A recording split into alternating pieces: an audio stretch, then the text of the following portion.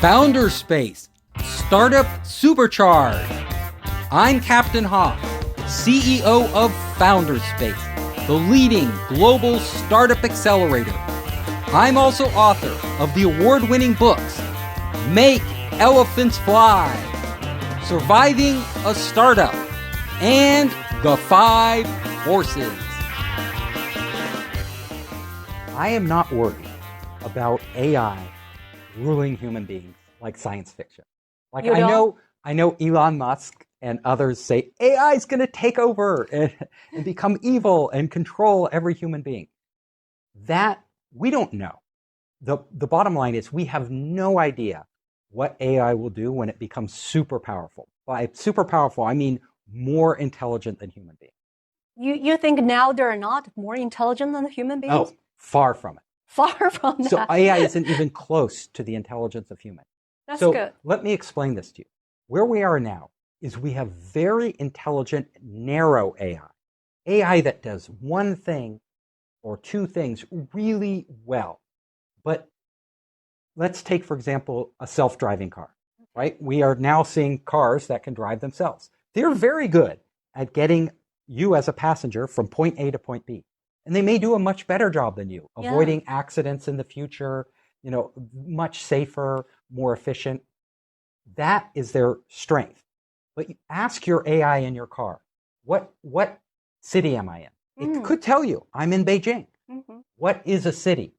It has no idea what a city is. Uh-huh. What is a road? It doesn't know. What am I, a human being? It doesn't know. Uh-huh. Your AI, every AI out there is what's called narrow AI. Even ChatGPT, which seems smart, actually has no idea what it's saying. It has no idea, who you really are. It doesn't understand the world in general. It's not as smart as even a young child. Right? Okay. So we get confused because we see AI do certain things very well with data, right? That humans can't do. Compute numbers really fast, make calculations, make predictions. All of these things seem superhuman. But the AI itself, it's focused in a very narrow area depending on the data it's given. Okay. Someday, we may have AI that actually it has capabilities equivalent to the human brain, which means it can understand context. Not just how do I solve this task, how do I get this thing done, how do I give this answer for you, like ChatGPT, but really, why am I giving this answer? Where do I exist? At what space do I exist? What is around me? AI isn't even close to that. Self-consciousness? It doesn't have to be conscious to do that. So that's a whole nother thing. Okay. So an AI could effectively emulate, means simulate, pretend to be conscious. And at some point, AI will be good enough that it will understand itself, all that we understand, perhaps without ever being conscious, as we are conscious. All right. So consciousness is a dangerous term. Yeah. Because we equate consciousness with our emotions, with our biology. We can't really separate consciousness from our body. No. So what is consciousness? Humans are conscious in terms of being a human being. AI, is it conscious, or will it ever be conscious in the way we're conscious? Well, probably not, right? If it has a consciousness, it will be a very different type of consciousness that will be alien to ours. Okay. So back to your original question. Okay. Will AI destroy the world? The answer is we don't know, because we're not even close to AI that can be as intelligent as humans, let alone have a consciousness. But what we do know is that AI is becoming exponentially more powerful. It is becoming incredibly powerful. We can see this with ChatGPT, many other AI software out there. And it can do things we never thought possible that seem almost like magic. Answer our questions on complex subjects, write essays, create images like in seconds that would take an artist weeks or months to create. True. These are things that feel like magic to us. So we're like, oh, it's more powerful than us. But it isn't. What I'm really worried about is how humans use AI. There's a great danger, and a much bigger danger, that humans who have bad intentions, they could be companies with bad intentions, they could be a government with bad intentions. They could be a terrorist organization with bad intentions that uses the power of AI to disrupt society and cause great damage to society. So this, around the world, AI is spreading, right? So even countries that are very unstable, terrorist groups, other organizations, or big corporations that just want to make money from you and don't really care about your well-being, they will be using these very powerful tools that can manipulate people, that can change society in very profound ways. And we need, our first priority, if we're going to worry about something, it's not about AI itself taking over. It's about how people use AI in society. We really need to understand that at a deep level and start thinking about the problems and making sure AI is used responsibly. Okay. That is our number one priority, because if we don't get that right, we're going to have a lot of problems well before AI becomes conscious or has superhuman intelligence.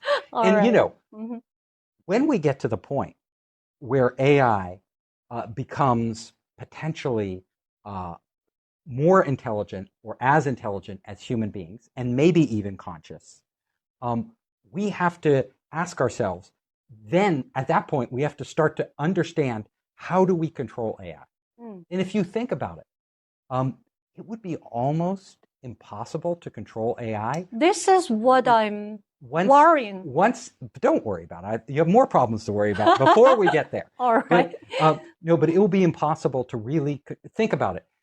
Could a monkey control a human being? Even if they I don't can't, think even so. if they invented, we came from monkeys, right? Yeah, so in a sense, they invented us, but we're out of their control because we're much more intelligent. Yeah. So anytime you get something that's much more intelligent, whatever safety barriers you put in place, they can figure out a way around. So the AI can do this.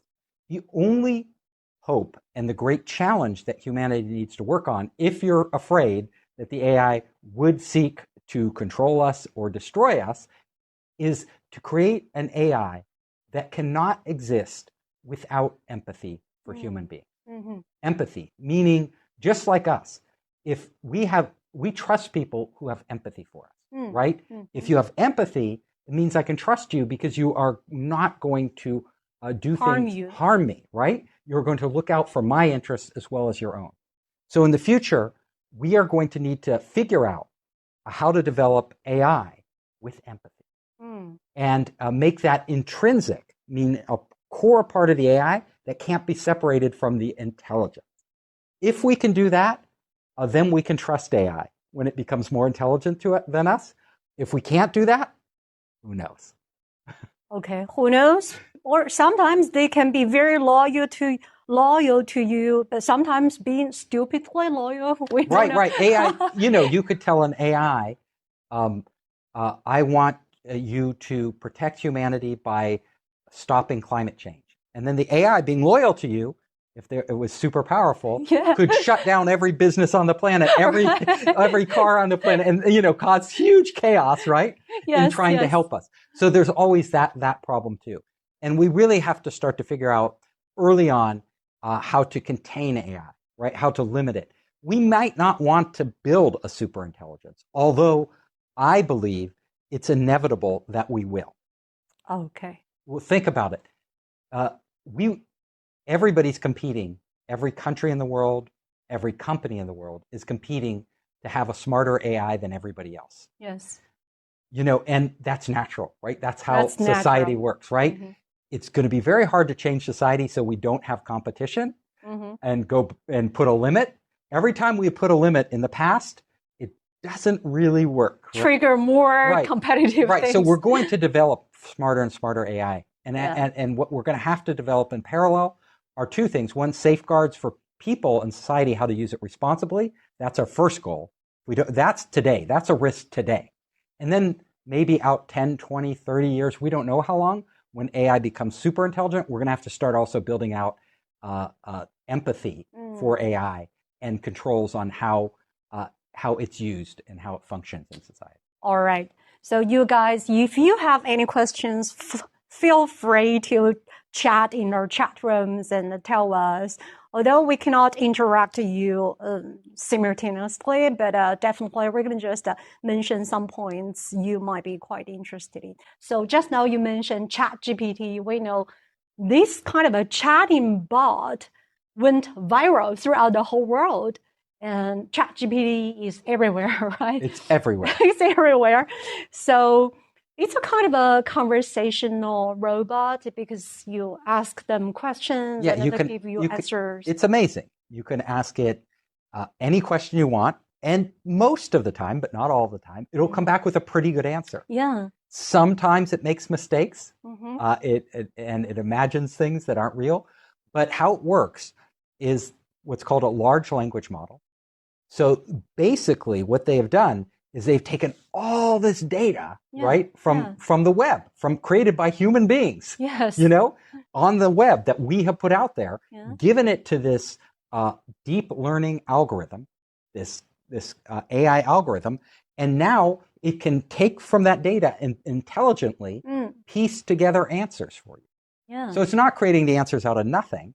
It's creating the answers out of what we have given it as human beings. Right. So we made it as smart as it is. If it seems very human-like, if it seems very intelligent, you have to remember all that data came from actual human brains. Okay, true. So will you use ChatGPT sometimes, and under what circumstances? I use it every day. Every day? Every day. So I use Google because I'm a Westerner. You use Baidu to search, and then I use ChatGPT for different types of questions. For example? So I was using it today.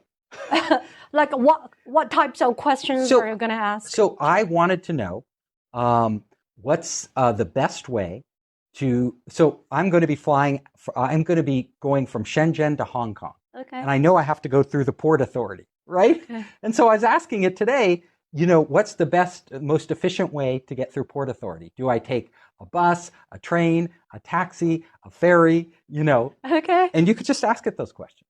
Okay. And it will answer. Are you satisfied with the answer? Most of the time I am. So when I talk to entrepreneurs and they're saying, how do I use ChatGPT for my business? How do I use it? Don't ask me, ask ChatGPT. Like if you run a certain type, if you run a restaurant business, if you run a music business, if you run a construction business, ask it. That's the beauty of this product. You can actually ask it. Say, I run a construction company. What are different ways ChatGPT can help me? Okay. And it will come up with a list of different ways you can use it. Now, people are using it all sorts of ways. So they're going to ChatGPT itself, but there are hundreds of other startups out there now, many of them from Silicon Valley, but all over the world, who have plugged into the API, basically who are using the ChatGPT platform to actually get specific answers. So there are ones that do it for marketing.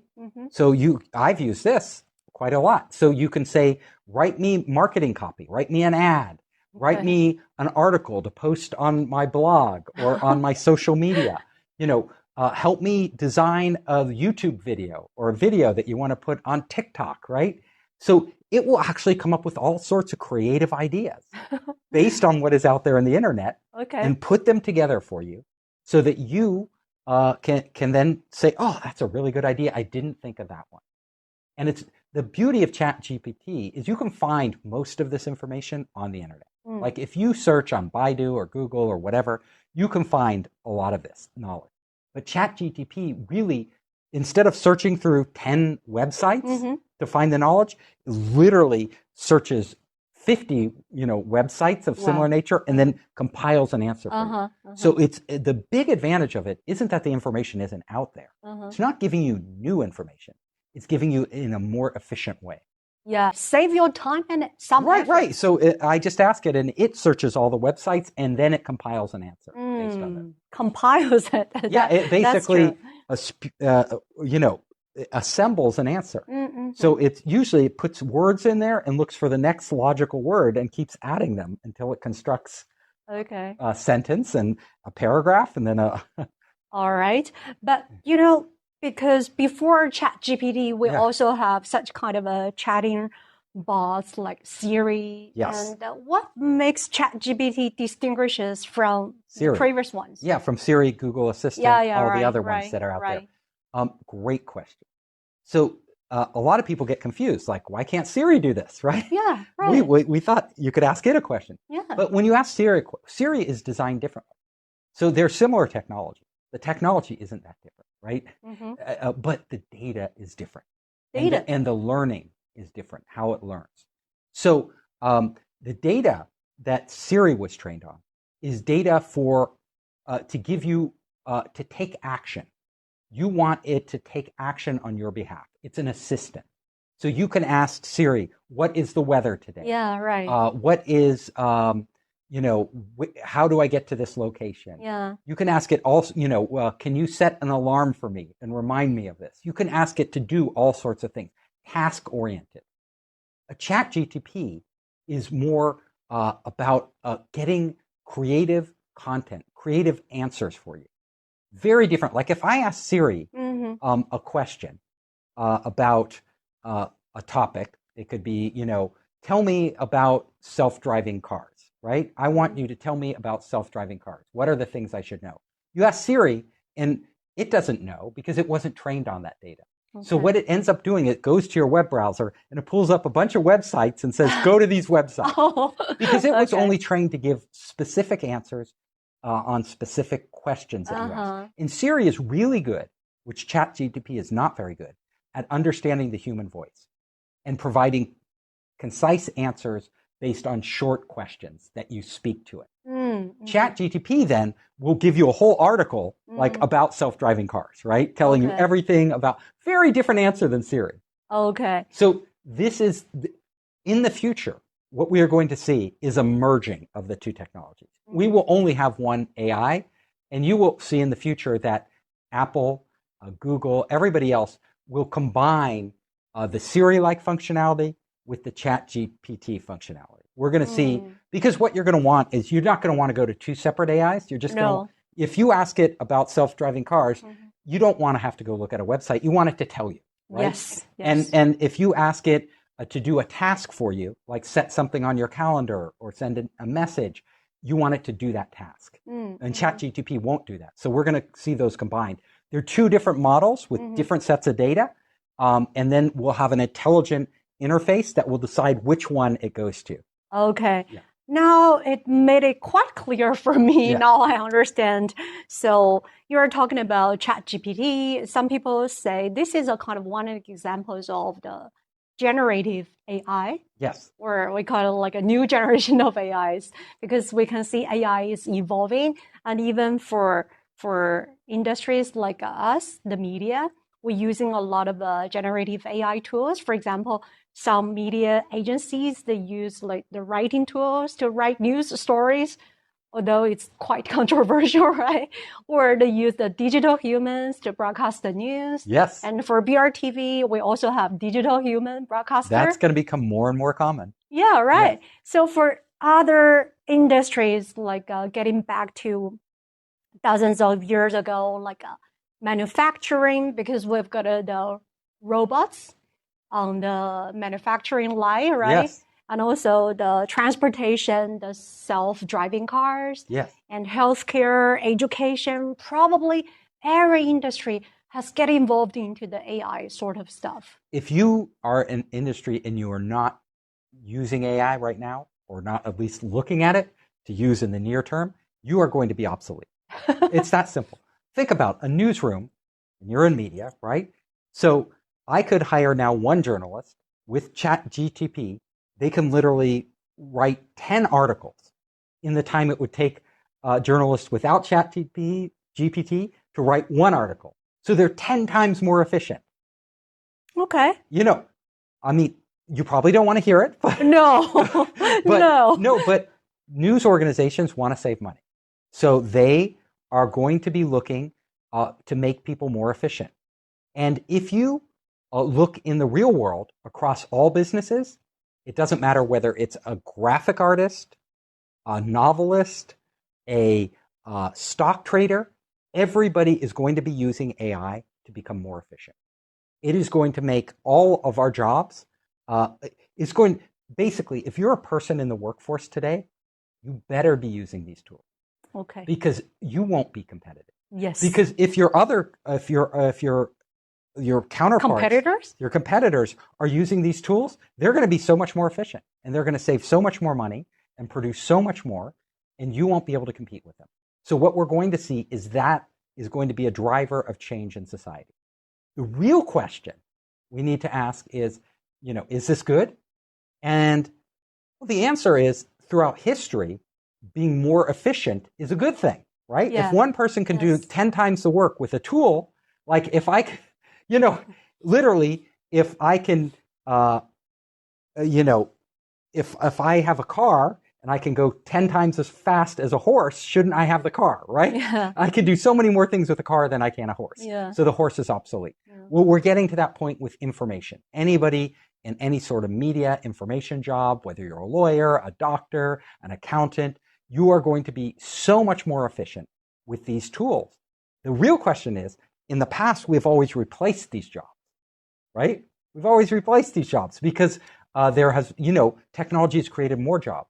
What we don't know is, in the next 5 years, 10 years, are we going to be able to replace jobs as fast as AI consumes them? Yeah, this is what I'm thinking about, because a lot of people wonder, maybe after several years and their job's going to be displaced by AI, they will lose jobs and doing nothing and sitting there or lying in bed, pretty much like some scenes depicted in some science fiction films. So I will tell you, we don't know the time horizon on that. Okay. We don't know if that will happen in 5 years, 10 years, or longer. But it will happen. It's inevitable. It will happen. Like AI, we already can see it, right? Yeah. AI is so good at certain tasks that humans don't need to do those anymore. And it's getting so much more advanced and pervasive throughout the industry that more and more jobs will be taken over. I mean, robots are getting better on the assembly line. Yeah. They're amazing robots now. Yeah. They have vision and they can pick a certain object. They can pack a box just like a human does. Yeah. They even have on factory assembly lines, they have AI training human workers. Because the AI can see how to do it most efficiently. And they're saying, no, move your hand here, move it like this, do it like that. Okay. And then they have the AI on the assembly line that's literally watching humans as they do their job. And if they make a mistake, the AI will notify. The human AI master. Right. And this is just the beginning. Just the beginning. You probably heard of Midjourney, the art program, right? Yeah. So right now with Midjourney, I can type in a few keywords. Like I can say, create me a golden rabbit holding an umbrella on a beach. And in seconds, it creates a beautiful image of a golden rabbit on a beach holding an umbrella. And then I can look at that picture and say, no, I want the umbrella taller. Okay. And make the umbrella green. And it'll make the umbrella taller and make it like magic. An artist would have taken a week or weeks to create that image. Yeah. I can create it. I'm not even an artist. Yeah. I don't even know how to paint or draw. But I can create it just either by my voice or by typing. Okay. So think about that. Now, who are they going to hire in the future? Are they going to hire, if they want an artist, a graphic artist, to create digital images for them, are they going to hire an artist who uses the old tools and creates it manually? Or are they going to hire some person who is really good at entering the keywords, the prompts, we call them, the words, to actually get the AI to produce it? We are already seeing in Silicon Valley that they want the person who can create the words. Yes. So there are jobs in Silicon Valley now, extremely high-paying jobs, like over $300,000 US for somebody who just tells the AI what to do. Just enters prompts. Okay, all right. They don't have to code. They don't have to create graphics. They don't have to write. They just enter they figure out what words get the computer to do what they want. Okay, so if you know how to strike a very good conversation with AI, you're going to just get a well-paid jobs. No, there's a potential right now. So this is new job creation, right? Yeah. Old jobs going away, new jobs created, right? So we will have new job creation. But will we be able to create enough more jobs? Will AI make the economy boom and create enough new jobs to fill the old jobs? In the short term, maybe yes. Like in the US right now, the unemployment rate is super low.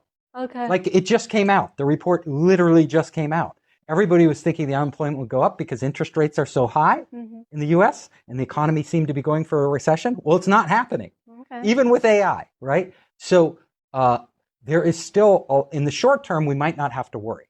But definitely in the long term, we will reach a point where AI can literally do almost any job better than a human. Any job.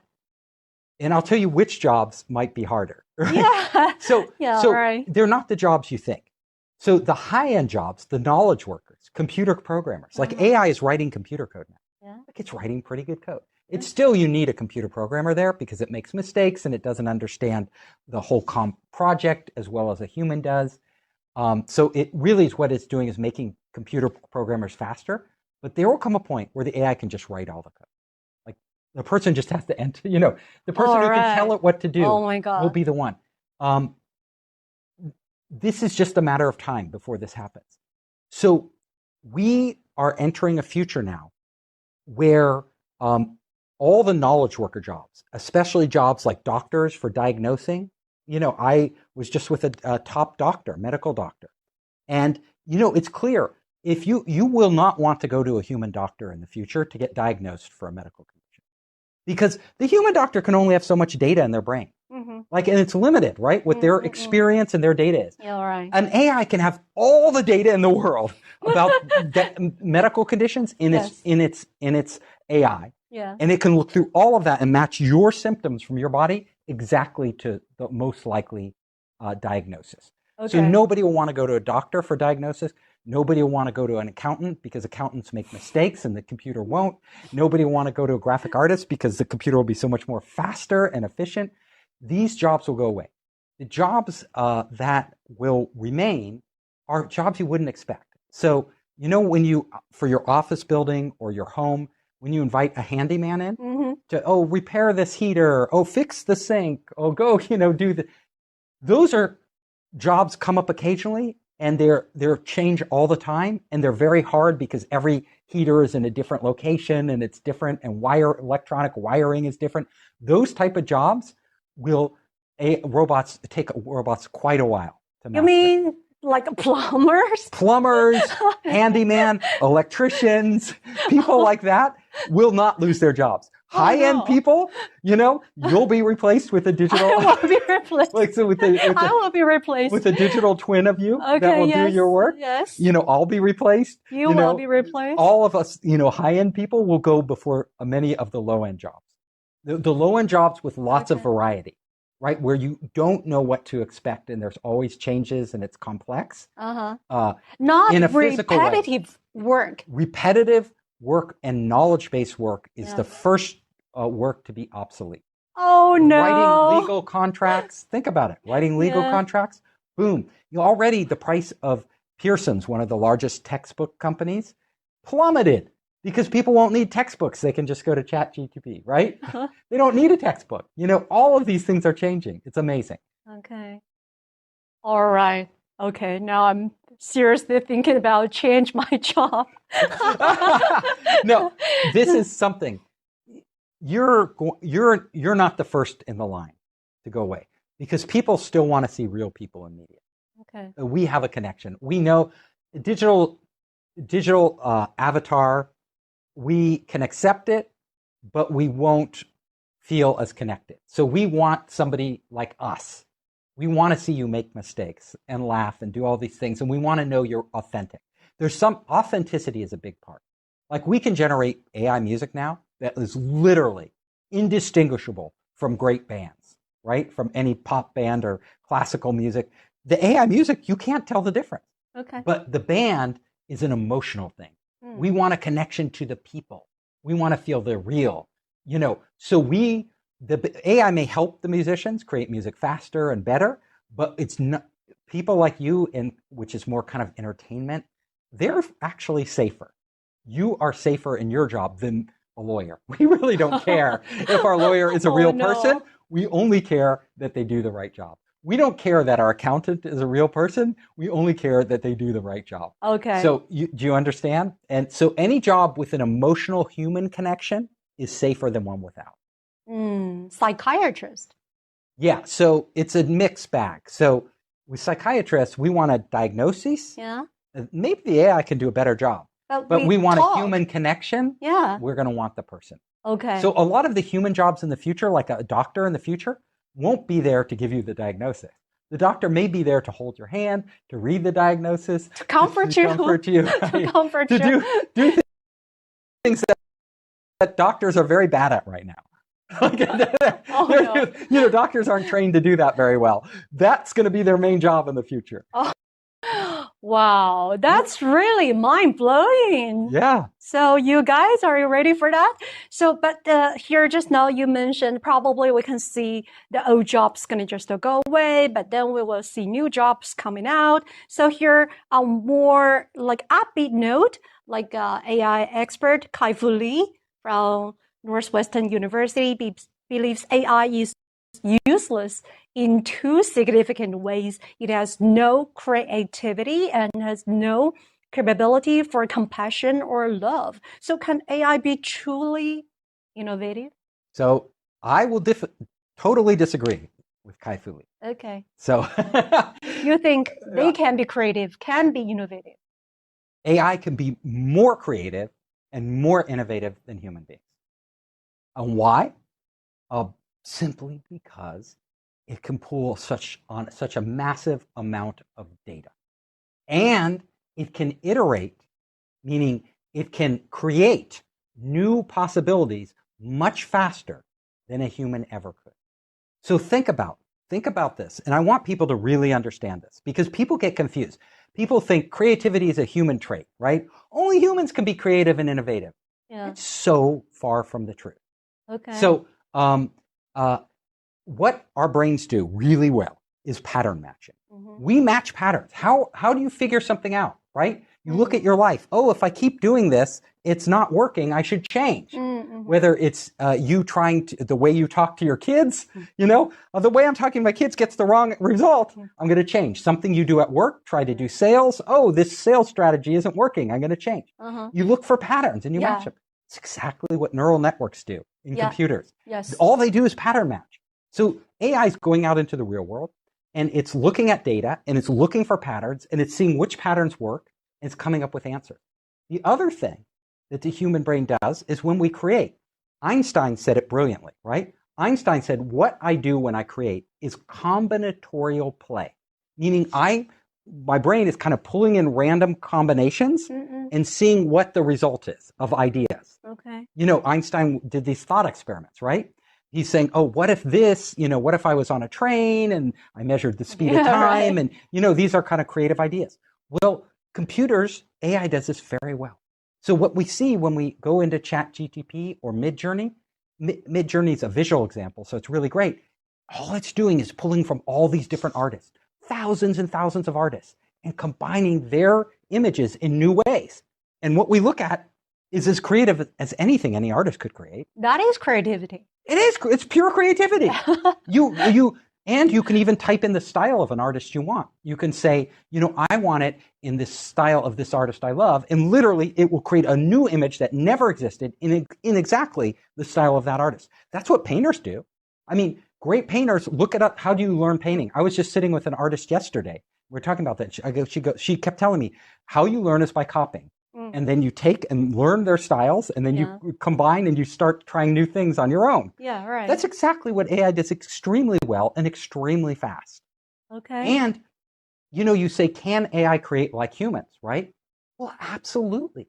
Because all this data AI is pulling on is created by humans.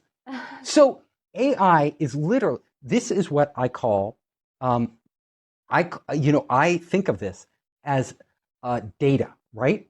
And we are undergoing a new revolution in data and how data is combined and used. And our brains use data every day. None of our ideas that we ever had in our brain came from nowhere. No. It always came from data. Yeah. Our eyes, our ears, our sound, our experience, our emotion. AI is tapping into all the same data in the world.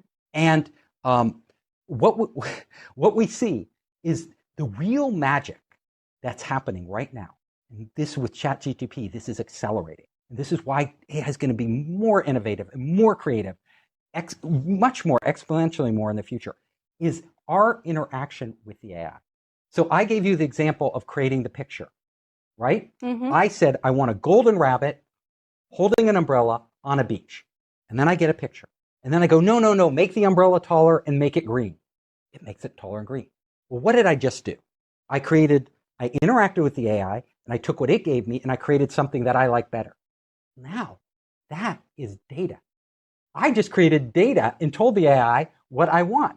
And then I may go through and change it again and again and again. Each time I change it, the AI is gathering this more and more data. We are literally feeding a data machine, right? And this machine, this AI, is hungry for data, right? So the data being created is not AI alone. It's not humans alone. It's human AI symbiosis. That's my word for it. Human AI symbiosis. Symbiosis means coexistence. Coexistence and working together as one. Working together as one. What we have done. A shared future. Right. What we have done is literally plug all of our brains into AI, and jointly we are creating the data. So when you say, can AI be creative? Well, absolutely, because we are part of the machine. And it is part of our machine. They are inseparable. You cannot separate AI consciousness, or not consciousness, but AI's results from human consciousness and action. The second question that Li Kai-Fu commented on was, can AI feel? This is a question where I agree with him, right? So the first one I didn't. This I partially agree. So we don't know if AI can feel, right? If AI can ever have emotions. Because honestly, we can't ever feel what an AI. So if AI gains a certain level of intelligence, will it have emotions? What we do know is that AI will be able to simulate human emotions perfectly.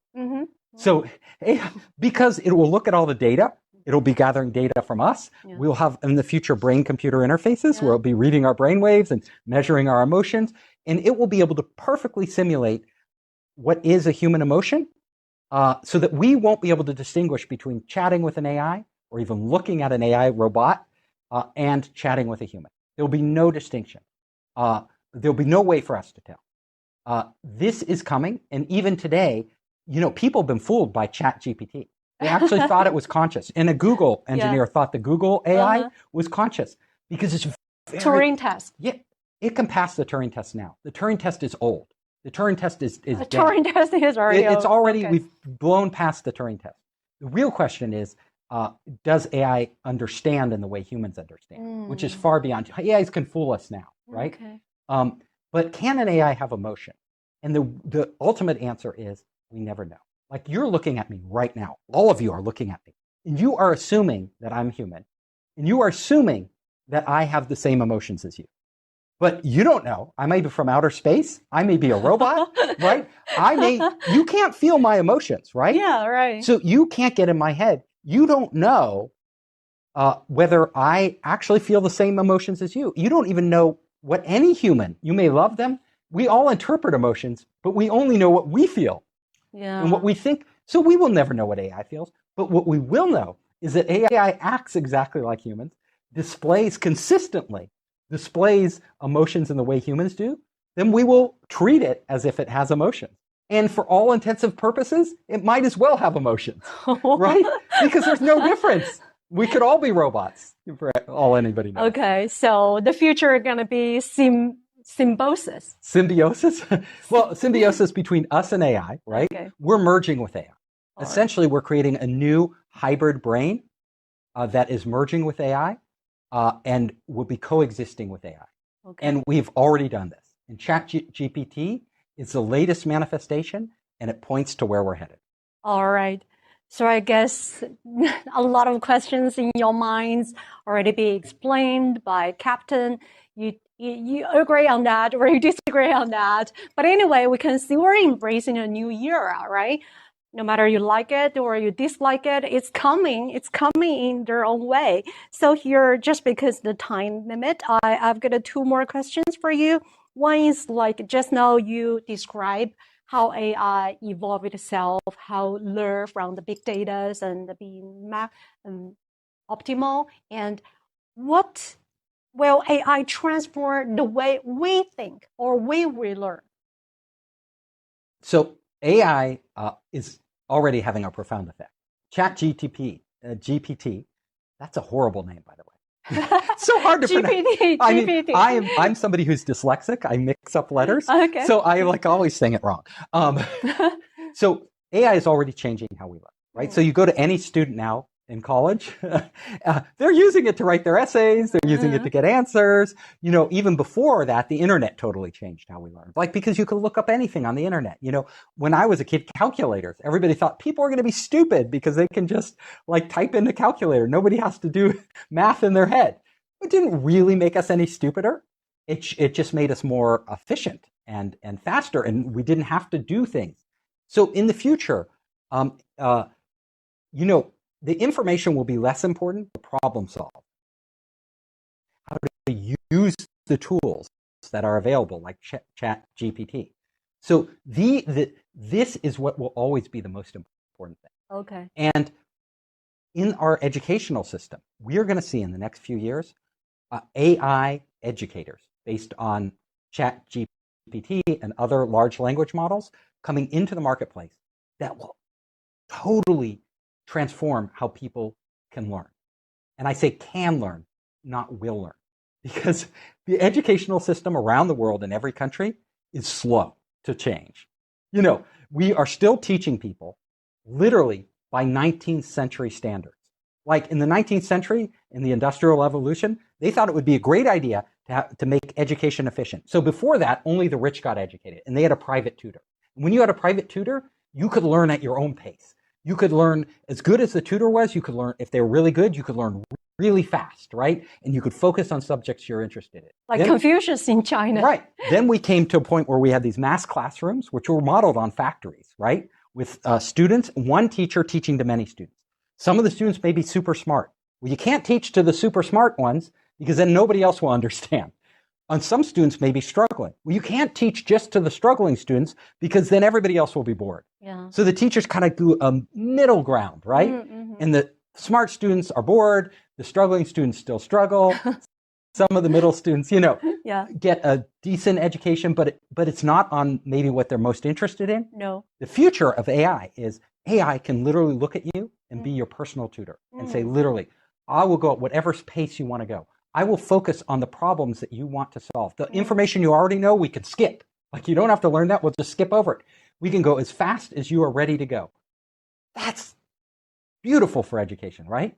So this technology is starting to come online right now with AI. It's going to get better and better and better.